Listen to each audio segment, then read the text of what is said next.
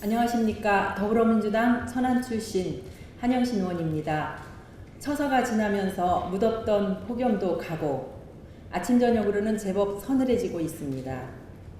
존경하는 220만 충남 도민 여러분, 홍재표 부의장님과 선배 동료 의원 여러분, 양승조 도지사님과 김지철 교육감님을 비롯한 공직자 여러분, 변화하는 기후에 늘 건강하시고 행복하시길 기원드립니다. 본 의원은 이번 시간을 통해 두 가지를 질문드리고자 합니다. 먼저 삼농정책과 식량 안보를 위한 식량 자급률에 관한 질문입니다. 안보를 아주 쉽게 표현한 예로 돈 주고도 못 사는 것이란 말이 있습니다.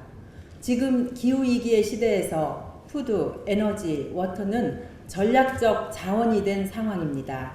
지난 7일 일본은 반도체 관련 소재의 수출 규제를 하고 백색 국가 명단에서 한국을 제외하는 등 무역 보복 조치를 통해 경제적 압박을 지속하고 있습니다. 이에 대응해 우리 정부와 관련 기업에서는 컨틴전시 플랜을 수립 시행하고 있습니다. 식량은 자국 내 자연재해 등 환경의 변화에 따라 또는 외국에서 수입해오는 경우 수출국의 사정에 의해 수급이 어려워질 수 있는 가능성이 상존하고 있습니다. 더구나 환경적으로 기후변화의 시대에 농작물의 작황에 대한 예측이 어려울 정도로 외부적 환경이 가변적인 상황에서 농작물 빈국과 부국 사이에 식량을 무기로 패권 경쟁이 일어날 수도 있습니다. 자원전쟁으로 1973년 중동 산유국가에서 석유류 수출 금지와 일본과 중국의 다오이다오 열도 분쟁으로 중국에서 일본의 희토류 수출 중단 사례가 있고 우리나라는 1980년 냉해로 쌀이 부족해서 미국 쌀을 당시 시세의 3배 가격으로 수입해야 했던 일이 있었습니다. 자원을 무기화하는 상황이 발생하는 경우 총성 없는 전쟁이 아닐 수 없습니다.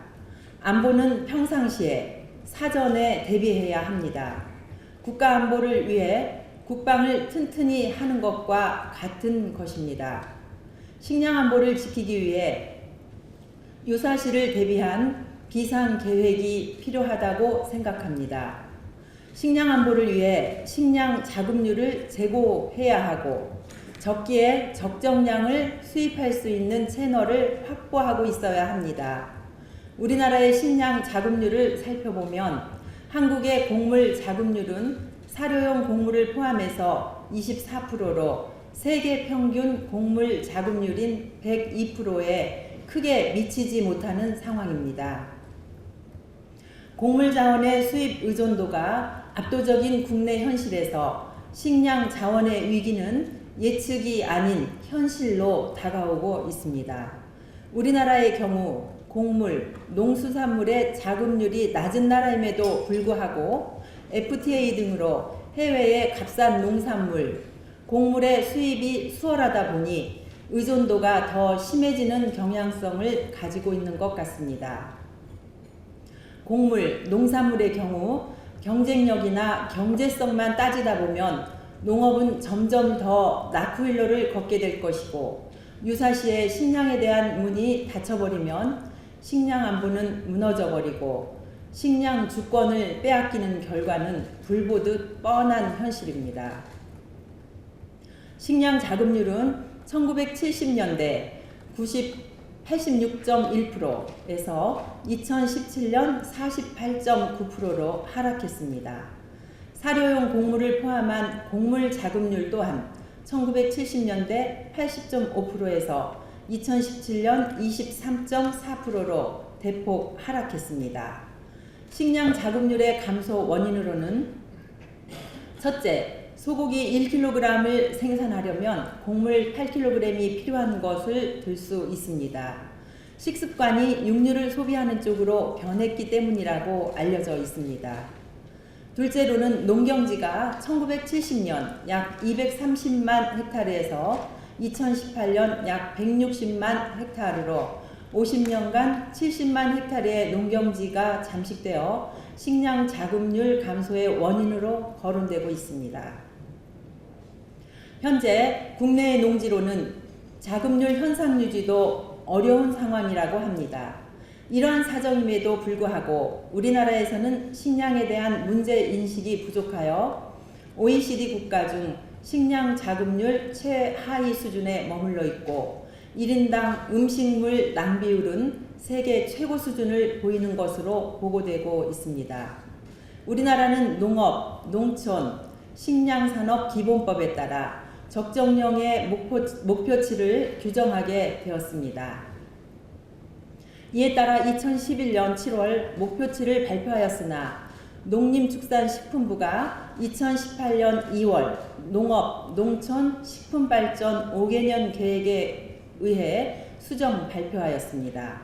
자료에 의하면 식량자급률 목표치를 60%에서 55.4%로 곡물자급률 목표치를 32%에서 27.3%로 주식자급률 목표치 72%에서 63.3%로 하향 조정하였습니다. 주요 식량 작물인 쌀은 98%에서 98.3%로 보리는 31%에서 36.6%로 약간 상향 조정되었고 밀은 15%에서 9.9%로 하향 조정되었습니다. 우리나라의 식량 자급률이 24%라고는 하지만 쌀을 빼고 나면 다른 곡물은 10%대이거나 그 이하입니다. 제출받은 자료에 의하면 2018년 기준 우리도 곡물 자급률은 21.7%, 식량 자급률은 46.7%를 나타내고 있고 특히 곡물의 경우 450만 톤 생산 대비 1601만 톤을 수입하는 것으로 나타나 있습니다. 쌀에 편증된 자급 구조는 식량 자급률에 대한 착시 현상을 일으켜 심각성을 느끼지 못하게 하기 때문에 의식적으로 잡곡류 등 다른 곡물 자급률을 높이기 위한 노력도 필요할 때라고 보입니다. 충청남도에서는 2011년부터 삼농정책을 충청남도 도정 제1역점 과제로 선정 추진하고 있고 2019년 현재 3단계, 2019년에서 22년까지 3단계에 접어들고 있습니다. 더 행복한 농업인, 지속 가능한 농업, 살기 좋은 농어촌을 비전으로 건강한 먹거리, 농어촌 산업의 고도화 등을 목표로 협동과 연대를 통한 지역 네트워크 강화 등을 정책 목표로 삼고 있습니다. 삼농정책의 현재까지의 주요 성과를 살펴보면 농민이 중심이 되어 농업, 농촌 발전을 도모하여 농가소득이 2017년 전국 7위에서 2018년 전국 4위로 향상되었고 지역 내 GRDP는 2018년 기준 전국 3위를 나타내고 있습니다. 또한 광역단위 최소 농업회의소가 설립되고 농번기 영세 고령농가 지원을 위한 농작업 지원단이 운영되고 있습니다. 도내 전 교육과정에 친환경 무상급식을 완성하였고 2019년 6월 말 기준 지역농산물 유통 확대를 통해 매출액 3,530억 원을 달성하였다고 보고되고 있습니다. 한편으로는 시장가격 변동성이 큰 곡물이나 채소 등 30개 품목을 대상으로 차액보전 사업을 추진하고 있는 것으로 알고 있습니다. 하지만 이러한 도의 노력에도 불구하고 마늘과 양파 수확량 급증에 따른 가격 하락으로 주산지 농가가 어려움을 겪고 있습니다. 삼농정책의 성공으로 살기 좋은 농어촌이 되고 행복한 농업인의 식량 안보를 위한 적절한 식량을 공급할 수 있는 체계를 갖출 수 있기를 기대하며 질문을 드립니다. 첫째, 삼농정책에서 식량 안보에 대한 내용이 없는 이유는 무엇이며 비상계획, 즉 컨틴전시 플랜 수립 필요성에 대한 지사님의 소견을 듣고 싶습니다. 둘째, 충청남도 도내 쌀과 곡물에 대한 자체 목표 자급률 또는 적정 자급률은 어떻게 정하고 있으며 달성하고 있는지요? 또 달성하지 못하고 있다면 원인은 무엇이고 대책은 무엇인지요? 다음 셋째, 농경지 감소가 식량 자급률 하락의 한 원인이라고 보는 견해가 있는데 최근 농경지의 역간척에 대해 어떠한 의견을 가지고 계신지요? 넷째, 식량 자급률 제고를 위한 방안과 유사시 적절한 식량 확보 방안은 무엇인지 말씀해 주시기 바랍니다.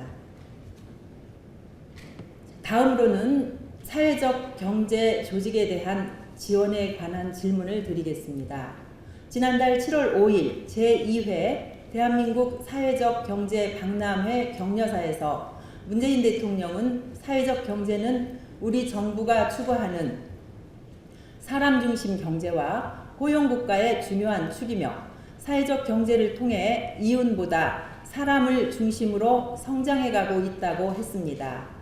정부 여당은 사회적 기업, 사회적 경제에 관한 부분은 문재인 정부의 100대 국정과제에 포함되어 있는 만큼 이를 적극 추진하겠다는 입장을 여러 차례 표명한 바 있습니다.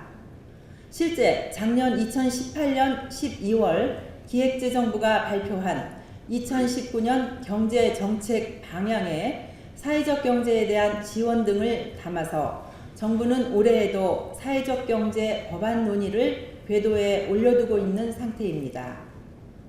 정부와 여당이 추진하는 사회적 가치 기본법은 공공기관의 사회적 가치 실현에 대한 기본 법안이기 때문에 공공기관이 추구해야 할 사회적 가치를 정의하고 이를 실천하기 위한 의무를 부여하고 있습니다. 정부, 지방자치단체, 공기업 등 공공기관이 정책을 수립하고 집행하는데 사회적 가치를 우선적으로 고려하도록 함으로써 이윤과 효율만이 아니라 인권, 노동권, 안전, 생태, 사회적 약자의 배려, 양질의 일자리, 상생협력 등 사람의 가치, 공동체의 가치를 우선해 두고 있습니다. 사회적 가치 기본법에 의하면 공공기관의 조달, 개발, 위탁 사업 등에서 사회적 가치를 실현하려고 노력하는 사업자에게 많은 혜택을 제공하도록 하고 있습니다. 이 법안에 따라 공공영역에서 공공이 사업을 계획하고 실행하고 평가하는 과정에서 사회적 가치를 고려하는 방향으로 변화해 나갈 것입니다. 공공기관의 조달, 개발, 위탁 사업 등에서 사회적 가치를 실현하려고 노력하는 사업자들에게 많은 혜택을 제공함으로써 자연스레 사회적 경제 기업들이 보다 많은 혜택을 받을 수 있을 것입니다. 사회적 경제 기업이 아니더라도 이러한 사회적 가치를 실현하려고 노력하는 사업자 역시 혜택의 대상이 될 것입니다. 사회적 가치 기본법은 단순히 사회적 경제 기업을 위한 법안만은 아니며 공공혁신의 기준을 마련하는 법안으로 평가되고 있습니다. 사회적 가치가 먼저 공공 영역에서 구현되면 민간 부분에서도 자연스럽게 사회적 가치의 확산이 이루어질 것입니다. 주민들에게 직접 도움이 되는 사회적 가치의 유형을 파악해 지역 공동체에 돌려준다면 사회적 경제는 이윤 창출뿐만 아니라 공동체의 편익을 증진시키고 생산과 분배 과정에서도 지역 경제의 활성화, 공생 등 사회적 가치를 실현하게 될 것이기 때문입니다. 충청남도에서는 이러한 사회적 가치를 실현하기 위하여 2개의 조례를 제정하여 시행하고 있습니다. 바로 충청남도 사회적 경제 육성 지원에 관한 조례와 충청남도 사회적 경제 제품 구매 촉진 및 판로 지원에 관한 조례가 그것입니다. 2019년 올해만 보더라도 3월까지 국가기관, 지자체 등 공공기관이 민간에서 구매한 금액은 누계 38조 875억 원에 이르고 있음을 조달청 홈페이지에서 확인할 수 있습니다. 어떠한 기준에 따라 구매가 이루어지느냐에 따라 경제에 미치는 영향이 클 수밖에 없고, 공공조달은 평균적으로 전 세계 국내 총 생산의 15%에 이르고 OECD 회원국에서는 평균 17.4%를 차지하는 것으로 나타나고 있습니다. 우리나라의 2016년 말 통계를 보면 공공기관의 사회적 기업 제품 구매 실적은 7,401억 원에 이르러 언뜻 많아 보이지만 총 구매액 중 사회적 기업 제품 구매액이 차지하는 비율은 전체 구매액 41조의 1.8%에 불과하다는 통계가 있습니다. 정부가 사실상 시장의 큰손이고 이런 규모를 잘 활용한다면 효과적인 정책 수단이 될 수도 있을 것입니다. 충남 사회적 경제 5개년 제1차 및 제2차 계획 기간 중 사회적 경제 조직 수는 약 5.1배, 매출액은 약 6.4배, 고용은 약 4배로 성장했다고 합니다. 그 결과 규모는 큰 폭으로 증가하였으나 질적 성장이 미흡하고 낮은 경영 자립도로 자생력 및 지속 가능성에 한계를 보이고 있는 것으로 나타나고 있습니다. 충남 사회적 경제 제2차 기본 계획 2018년에서 2022년도 계획에서 사람 중심의 사회 혁신을 통한 포용 성장 실현을 위해 4대 핵심 가치를 정했습니다. 이를 위해 사람 중심의 경제, 사회 혁신을 위한 경제, 지속 가능한 경제, 지역 기반의 경제로 설정하여 좋은 일자리, 좋은 일터 만들기를 추진하고 있습니다. 특히 4대 정책 영역에서 첫 번째, 조직 인재 발굴 및 육성을 위해 사회혁신 인재 양성과 특화형 기업 발굴, 창업보육 기반을 조성하고, 둘째, 시장 조성 및 판매 촉진을 위해 사회적 기업 제품의 공공구매를 활성화하고 촉진하며 민간시장 조성 확대를 추진하겠으며, 셋째, 사회적 경제 협력 시스템 구축을 위해 글로벌 네트워크 구축과 충남형 산학연 협력 체계를 확대하고, 넷째, 물적 제도적 기반 조성을 위해 사회적 경제기금 조성과 기업 사회공헌과 연계한 기업의 사회적 책임 사업을 확대하도록 할 계획이라고 밝히고 있습니다. 지난 21일 고용노동부는 사회적 기업에 대한 진입장벽을 낮추기 위해 인증제에서 등록제로 개편을 발표했습니다. 향후 사회적 기업이 증가할 것으로 예상되어 이에 대한 준비가 필요하다고 보면서 질문을 드립니다. 첫째, 전국 2만 5천여 개 대비 충청남도 876개가 운영 중인 상황에서 우리도 경제 규모를 생각할 때 적절한 수가 운영되고 있다고 판단하시는지, 우리도 사회적 경제 조직 인력 운영 현황 및 인력 확보 및 양성 체계에 대해서 여쭙겠습니다. 둘째, 우리도의 사회 경제 육성 지원에 관한 조례에 의한 지원 현황과 몇 가지 사례를 들어 말씀해 주시기를 바랍니다. 셋째, 사회적 경제 제품 구매 현황과 촉진을 위해 어떤 계획을 가지고 계신지, 또 넷째, 사회적 경제 조직을 포함한 지역 중소기업들은 재무적 기업 정보 등을 일반은행, 즉 제1금융권에 제공하기 어려운 경우가 많아 금융 서비스의 이용에 제약이 많이 있습니다. 일반은행은 충청남도 북부 위주로 지점이 설치되어 있어 이외의 시군은 금융 서비스의 접근성이 낮다고 평가되고 있는데 이에 대한 대책은 있으신지요?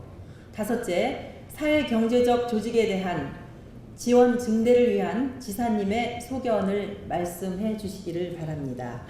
끝까지 경청해 주셔서 감사합니다.